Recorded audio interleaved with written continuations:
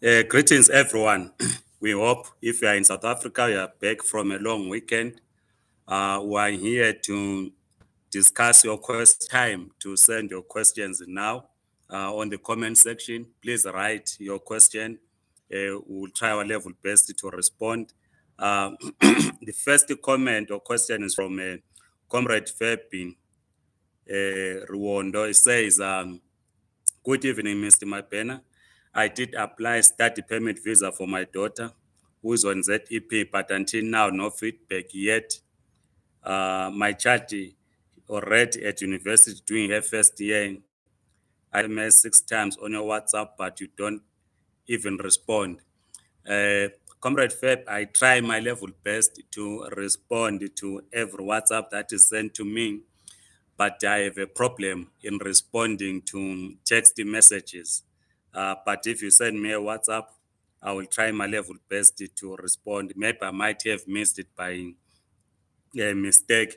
But in terms of your study permit application, which you say your child is already at a university and you applied, please make a follow up.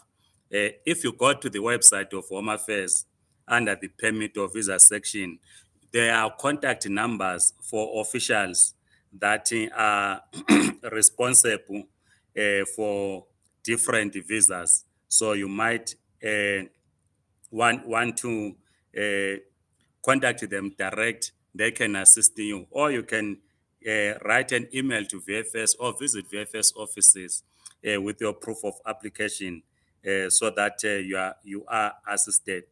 There's also a question. Um, it's a comment from Langton Ngalonde says, good morning, Comrade Mapena. Yeah, I understand your explanation. I wanted to ask about what are the requirements for relative visa. The requirements of a relative visa are clearly stated out if you go to the website of the VFS. There's a list, it's quite a list. They are listed there, the requirements of a relative visa. But like I said in the video which you are referring to when we're discussing various types of visas for ZEP to apply, if, say, you are an adult, your relative is on a permanent residence or a South African, you easily go to the website and apply. Comrade Gemetsis Spanda says, Comrade Mapena, I trust and hope in your next video you'll have details on business visa waiver as I'm under such. Thank you for tirelessly working around the clock on our behalf. I appreciate your comment. We did actually a video talking about business visa. We then said, because where I was reading from, it will require you to have 5 million as investment. But we then said you need in your letter, which you submit as part of your waiver application, to indicate the number of employees that you have. You need to indicate your annual turnover, the assets of your company. And I said in the video that, say, your assets and your annual turnover, it all comes to 500,000. You then apply for a waiver to say these are the assets that your company has, this is your annual turnover and the people that you employ, but you do not reach the threshold. This is where the minister will have to make a decision on either to grant you a waiver or not. Remember, previously, before the minister made this intervention, you needed to write to the Department of Trade and Industry, and they will come to your premises to check if indeed your company contributes to the South African economy. But I guess since the minister made the intervention, please apply for a waiver. You might be lucky and might be cleared. Comrade Tolagele Tau, you wrote a long comment. I might not read it all. You say, hi, Mr. Mapena. Can you clarify this? Let's say I have a brother who's on a permanent residence on Mandela ID when applying for a waiver. Uh, let me try to read again. The punctuation is killing me. You say, hi, Mr. Mapena. Can you clarify this? let's say I have a brother who's on permanent residence on Mandela ID, and and then you go on and ask about the application for a waiver. Let me just try to summarize as I seem to understand the context. Remember, when I spoke about these visas, I said there are two categories.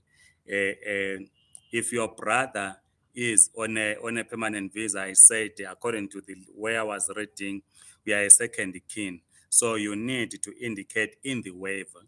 There's a waiver application form, but you write a motivation letter as well, which you attach to the form to say, my brother is on a permanent residence, and a proof that he is your brother. You might need an affidavit from the police where both of you sign to prove that you are, he is your brother, so that the minister can then apply his mind with the facts in front of him. He might sign the waiver for you, and you then apply for a relative visa. And Comrade Nompilo Nkwababa says, morning, Mr. Mabena, to the department. Uh, uh, uh, I've lost that one. Okay, it's here. Morning, Mr. Mabena, to the Department of Home Affairs, send SMS or phone call or email when the waiver is approved, because I applied last year in June, but still now there's nothing. You keep on checking at the VFS, like we said last time, that they are dealing with the applications that were done in the first quarter. Remember, the delay was caused by putting together of a task team by the minister that is going through or receiving these applications to make a decision or application. The minister says is signing the visa. So I imagine that all the waivers get to the desk of the minister, who will then find time between his busy schedule to sign off these waivers. So we need to keep on checking with the VFS and also exercise some form of patience. Then Comrade Gargai Wobe says, hi, Mr. Mabena. I submitted my critical skills permit in March 2021. Up to now, I'm yet to receive a response from Home Affairs. How can I do follow up?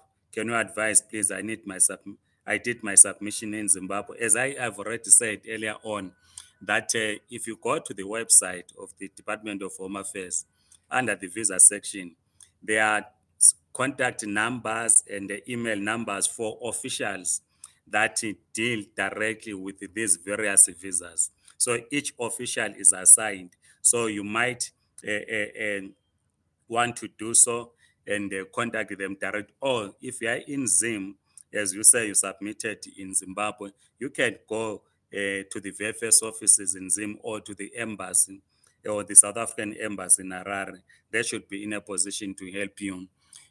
Comrade Norman Musekwa says, Mabena, how are you doing? There's a video of the guys who was on the EFF march on Monday shouting Ramaphosa must go. That guy was not a Zimbabwean, he was a vendor from Limpopo.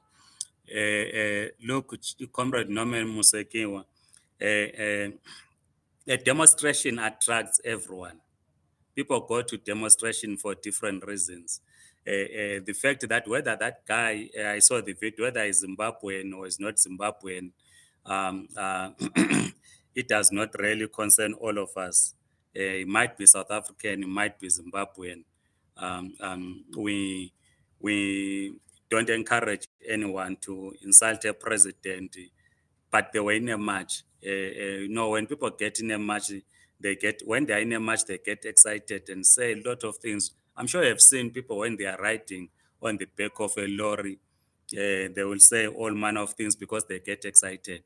I've seen some comments elsewhere that Zimbabweans are doing this and this. It is very unfortunate because it is not Zimbabweans. It is just one person who expressed his view. Whether we agree or disagree with his views, that should not paint every Zimbabwean. In any case, there are many Zimbabweans that support EFF. You know, there's a EFF Zimbabwe led by Comrade Innocent in Diwali. So I'd imagine that their members also took part in the march, just as we have some of us who support the African National Congress and the alliance partners. So other Zimbabweans, I know they support the Democratic Alliance and so forth. So that should not really be an issue. I saw a tweet attributed to the Secretary General of the ANC, Comrade Fikile Mbalula. I'm not sure whether it's authentic. I don't agree with the view that is expressed because it comes across as if every migrant or every Zimbabwean insults President Ramaphosa. So yeah, Comrade Batsirai Mungainidze says, "Hi, Mr. Mabena. What is the process after waiver is approved? Can you please explain if you got someone who got waiver and applied for general work visa? Once you have a waiver, Comrade Batsirai, you then apply for a visa. As we have said, that a waiver is not a visa, because there are some requirements restricting you to qualify. But now that you have a waiver, those requirements have been removed. You have been allowed to apply for a visa. So the next step is to apply for a waiver. Comrade Mama Kurike says, "Good morning. May I ask something on relative visa? Could I, could I maybe apply under my mother? She passed away, but she had a permanent residence visa. I've got her death certificate." I'm not very sure on this one. My advice is just to try your luck. They might approve it. I wouldn't want me to dismiss or to say you don't qualify without any uh, ref, because I do not know someone who applied like you ask and then was rejected. So my advice is just to try and see if the minister can approve. Let's get to the last question. We'll deal with the others later on. Says, "Good day, please help. Apply for an Aslam document in PE in 2008. My birth year was typed wrong, meaning my passport and Aslam now have different birth years. My problem is I used the Muslim for marriage, which now does not correspond with my passport, even though they both belong to me. They are now considered as two different people, and therefore I cannot put a visa on my passport because it is now two different documents because of the birth year. Please help. Is the PE Aslam office still functional for Zimbabweans? And if so, on which day?" Firstly, I assume you have abandoned your Aslam because you can't be trying to put a visa on a passport when you have an Aslam document. Remember that in 2010, people had to abandon that. So let's assume then that you have abandoned that, but your marriage was registered under the Aslam number, and your date birth was incorrectly entered. So you do an affidavit, and you then approach um, the refugee center. They should be able to correct, or consult a lawyer. They should be able to do this for you, because it's a question of a mistake being made. So you just need an affidavit to say the proof that you have is your passport, that this is your date of birth as per Zimbabwean documents, and the official in PE made the mistake in entering your date, and that you are one person. So I don't think that is a crisis. Otherwise, comrades, thank you so much. We will check some of the questions later if we find time today or during the course of the week, so that we continue to assist each other. Keep your questions coming, and we hope you have been assisted by the answers we try to give to you. Please like this video, circulate, and subscribe to this YouTube channel. And thanks a million to the 13,300 people that are subscribers to this YouTube channel. But about 58% of you who watch this YouTube channel, you are not subscribers. Please do subscribe. Otherwise, have a great week ahead. Goodbye.